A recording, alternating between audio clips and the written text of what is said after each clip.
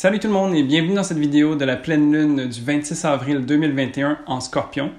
Je m'appelle Gabriel, je suis astrologue et ensemble on va pouvoir regarder un peu les énergies qui entourent cette pleine lune qui est quand même assez intense. Je dis qu'elle est intense parce qu'il y a quand même beaucoup d'aspects de tension, il y a beaucoup de carrés, il y a beaucoup d'opposition, il y a même ce qu'on appelle un carré en T.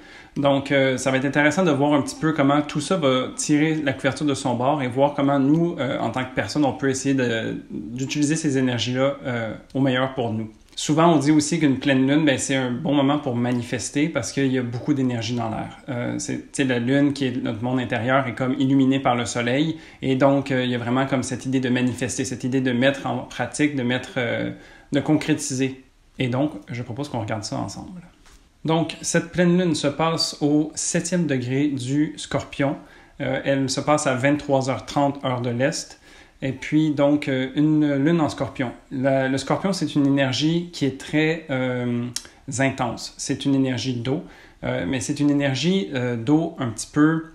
je la compare à un marécage. Donc, c'est pas nécessairement l'eau paisible de la plage, c'est plutôt l'eau d'un marécage. Donc, qui est un peu boueuse, qui est un peu sombre, qui est un petit peu difficile à naviguer. Parce que vraiment, les énergies du Scorpion viennent nous inviter à aller regarder des choses en face qu'on n'a pas nécessairement envie de faire tout le temps. C'est un signe qui est très honnête, c'est un signe qui est très authentique, et donc, ça ne passe pas par quatre chemins pour dire la vérité en face. Et donc, étant donné que la Lune est illuminée par le Soleil, c'est comme si on allait illuminer ces choses-là qui sont un petit peu plus sombres ou qui sont un petit peu plus cachées. Donc, on a moins envie de regarder en face. Donc, ça peut être confrontant. Un passage de la Lune dans le signe du Scorpion est en général assez intense et ça peut être à cause que c'est confrontant au niveau émotionnel parce qu'il y a beaucoup de choses qui se passent à l'intérieur. Ça fait remonter beaucoup de choses. C'est aussi une lune qui va venir mettre le doigt sur les choses qui font mal des fois parce que ça veut vraiment mettre en lumière ces choses-là. Donc, ça passe pas par quatre chemins. Je compare ça souvent aussi à un scalpel. Tu sais, genre, c'est très précis, très pointu souvent l'énergie du Scorpion. Et puis, c'est pour cette idée de transformation, en fait. C'est pour cette idée de faire ressortir le bobo. C'est comme péter un bouton pour que le pus sorte, tu sais, pour qu'après on puisse guérir puis qu'on puisse se sentir mieux. Donc vraiment, comme on a peut-être tendance à mettre ça sous le tapis, ce genre de choses-là dans notre vie en général, là, quand on passe avec les énergies du Scorpion, il y a cette dose d'honnêteté et de franchise qui vient nous mettre ça dans le visage puis qui nous dit les choses directement. Donc déjà, il y a ça. Si on regarde du côté des aspects positifs qui se passent sur cette lune-là, il y a Mars en Cancer qui vient faire un trigone.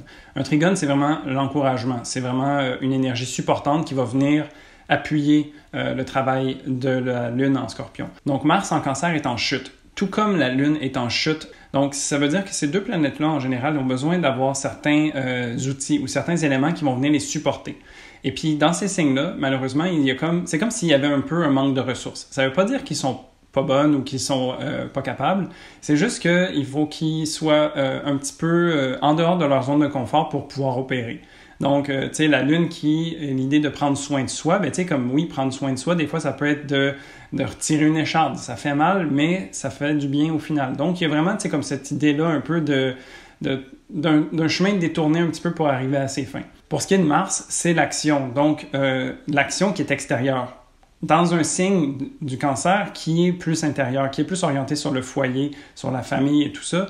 Donc, il y a vraiment ce côté guerrier et ce côté casanier qui viennent se tirailler. Donc, je pense que si on le vit de façon négative, ça peut être un petit peu l'idée de se refermer sur soi. Le Cancer, c'est symbolisé par le crabe avec sa carapace. Donc, Mars en Cancer peut peut-être prendre les choses un petit peu plus personnelles, peut être peut-être plus prompt à la défensive, alors qu'habituellement, il est plus porté sur l'offensive, sur l'affirmation de soi, sur l'attaque. Donc oui, Mars en Cancer va venir aider la Lune en Scorpion à venir faire son nettoyage, mais c'est effectivement un nettoyage intérieur. Donc avec les deux dans des signes d'eau, beaucoup d'émotivité, beaucoup de ressentis peuvent se faire ressentir et tout ça. Et donc, c'est cette idée de vraiment respirer à travers ça, parce que c'est comme si c'était un passage un petit peu plus rough à passer, un petit peu plus intense. Puis, on n'a pas nécessairement tous les outils à notre disposition. Donc, il faut faire un petit peu en mode spartiate, si on veut. Il y a quand même aussi l'aide de Jupiter. Donc, Jupiter qui est sur la fin du Verseau. Jupiter qui est la planète bénéfique, qui vient apporter de l'expansion puis de la chance un petit peu. Donc, je pense que malgré qu'on est un petit peu bredouille ou qu'on est un petit peu en manque de ressources, Jupiter va venir quand même nous épauler avec son trigone Donc, va venir nous aider, nous encourager dans ce cheminement-là. Donc vraiment, tu sais, c'est pas à tout casser nécessairement, sauf que ça, on va le prendre. Étant donné qu'on est en train de dealer avec deux éléments, la Lune et Mars, qui sont les deux en chute, eh bien, Jupiter va pouvoir venir quand même mettre son épaule à la roue pour venir supporter le travail intérieur qui a besoin d'être fait. Au niveau des aspects un petit peu plus challengeants, ben, la Lune, à cet endroit-là, elle fait un carré avec Saturne. Donc, Saturne, c'est vraiment une planète structurante, limitante, qui va venir poser le cadre. Et elle est chez elle en Verseau, donc. Et puis, son idée, c'est vraiment de penser au futur, de mettre les balises qui vont nous amener plus loin. Donc, il y a un aspect de carré parce que c'est pas du tout le même genre de travail nécessairement. Saturne est une planète plus lente qui va faire un travail plus de fond, puis la Lune va venir faire un passage plus court et intense à travers le signe du Scorpion. Donc, il y a vraiment un peu ces deux vitesses-là qui s'opèrent en même temps. Donc, il y a un travail de fond dans le matériel, dans le concret, et puis nous, avec la lunaison, on est appelé à faire un travail intérieur. Donc, c'est sûr qu'il y a un peu l'extérieur et l'intérieur qui sont miroités, sauf que vraiment, c'est comme à deux vitesses différentes. Je pense qu'on peut vivre ça de façon positive en faisant le nettoyage intérieur, justement, en enlevant certaines couches qui ne nous servent plus pour s'alléger, pour justement poser les balises pour aller vers un futur qui est plus aligné avec nous. Donc vraiment, je pense que ce travail intérieur peut venir être positif dans cet aspect de tension avec le désir de vouloir construire quelque chose pour un meilleur futur. Et puis le juicy du truc, c'est que vu que c'est une pleine lune, la lune est opposée au soleil. Le soleil se trouve donc en taureau. Et puis il y a un party en taureau en ce moment avec le soleil, Uranus, Vénus et Mercure qui font toute opposition à quelques degrés près là, de cette lunaison. Donc vraiment, c'est un axe qui est intéressant à regarder parce que le taureau est un signe qui va vraiment être plus calme, posé, qui va pouvoir aller au gré des saisons, qui va pouvoir relaxer, profiter, construire lentement les choses. Et puis de l'autre côté, la Lune est en signe de Scorpion qui est très intense, qui a envie de faire avancer les choses, qui a envie de déranger, qui a envie de retirer les trucs qui font mal pour pouvoir continuer d'avancer. Donc si on peut dire, il y a une genre d'intensité avec le Scorpion et de nonchalance avec le Taureau.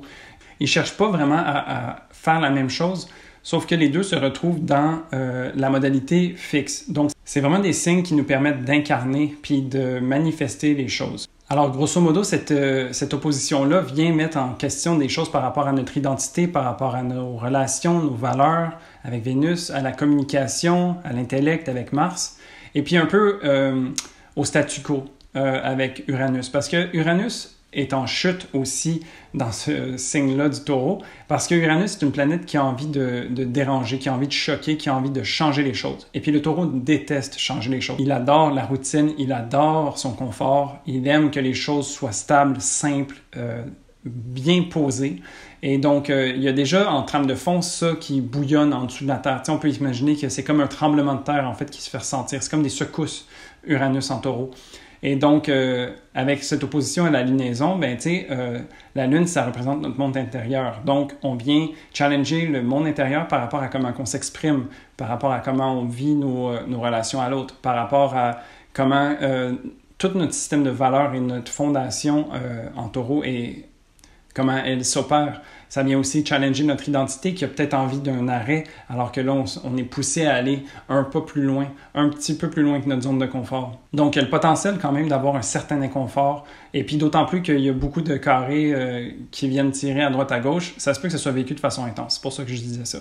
Aussi, depuis le début de l'année et puis encore pour tout le reste de l'année, on va avoir un carré entre Saturne et Uranus qui se fait sentir, qui vient vraiment brasser un peu la trame de fond pour le collectif, mais aussi pour l'intérieur, parce que ça vient nous demander avec Saturne en Verseau de regarder c'est quoi qu'on a envie de construire pour le futur, et puis Uranus en Taureau vient nous dire est-ce que ces valeurs sont vraiment propres à toi, est-ce que tu es bien ici, est-ce que tu as envie de cette vie-là, et donc ça déjà c'est un carré qui vient tirer lentement sur nous. Et puis là, il y a Vénus, Mars et le Soleil qui viennent se rajouter à ça, qui font tout également un carré avec Saturne. Donc, vraiment, ça tire beaucoup à se demander est-ce qu'on est en train de placer les choses pour le futur qui nous plaisent? Est-ce qu'on est en train d'être la personne qu'on a envie d'être? Donc, je pense que cette lunaison va vraiment venir nous poser beaucoup de questions au niveau de l'identité, au niveau des valeurs, au niveau des relations, au niveau de la communication. Et puis, vraiment, ça va venir mettre le doigt sur le bobo.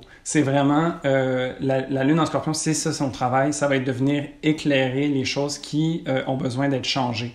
Et puis, ben, c'est comme si tout ce travail-là, qui en général, dans le taureau, n'a pas nécessairement envie de venir chambouler tout ça, ben, c'est comme s'il était appelé à faire ça, puis un peu de tout bord, tout côté. Donc, je pense qu'on a déjà la table mise pour avoir quand même une lunaison intéressante. Et puis, ça va être à nous de regarder ça en face pour voir qu'est-ce qu'on a besoin de changer pour construire et être dans un futur qui nous est plus aligné puis qui nous parle plus. Donc vraiment, c'est un peu une lunaison de remise en question honnête et authentique avec soi-même.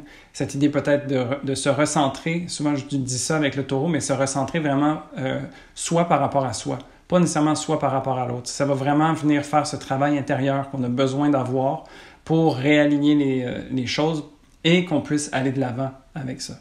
Donc vraiment, si j'avais un conseil, c'est vraiment d'y aller quand même dans la vitesse du taureau, donc un pas à la fois. Il y a beaucoup d'intensité, ça se peut que ça bouillonne rapidement, étant donné qu'il y a beaucoup d'eau aussi. Ça va être vraiment comme un bouillonnement qui se fait sentir. Peut-être même qu'on pourrait dire que c'est comme la casserole qui va déborder. Tu sais, quand on fait faire des pâtes puis que là, ça commence à mousser puis ça déborde, ça va peut-être être vécu comme ça. Mais de se rappeler qu'on peut y aller à notre rythme, qu'on a besoin de respecter son rythme à soi, et puis d'avancer coûte que coûte, lentement mais sûrement. Donc, je pense vraiment que cette lune-là veut nous amener plus loin. Et puis, ben, un aspect négatif du taureau, ça pourrait être de peut-être s'arc-bouter ou ben non d'être en résistance par rapport à ce changement-là. Il y a un travail en profondeur à faire. On n'a pas nécessairement tous les outils pour le faire. On n'est pas nécessairement dans le contexte le plus confortable pour le faire. Donc, soyons indulgents envers nous-mêmes. Et donc voilà, ça fait pas mal le tour de cette lunaison qui va être quand même assez chargée et intense. D'autant plus que les jours qui vont précéder cette lunaison-là vont quand même faire monter la tension tranquillement, pas vite. Donc prenez soin de vous, faites attention, respectez-vous. Et puis j'espère que ça vous a donné quelques clés pour peut-être anticiper comment les énergies vont se présenter pour vous. Et puis que ça va vous aider à passer à travers cette lunaison-là. Alors voilà, ça fait un peu le tour de cette vidéo pour la pleine lune en Scorpion. Donc, si vous avez aimé, n'hésitez pas à mettre un pouce, à me laisser un commentaire pour me dire comment vous anticipez ça, comment vous l'avez vécu, dépendamment quand est-ce que vous regardez la vidéo. Vous pouvez aussi vous inscrire à la chaîne parce que je continue de faire des vidéos à chaque semaine. Et donc, je vous souhaite une belle lunaison et je vous dis à dans 15 jours pour la prochaine nouvelle lune. Salut!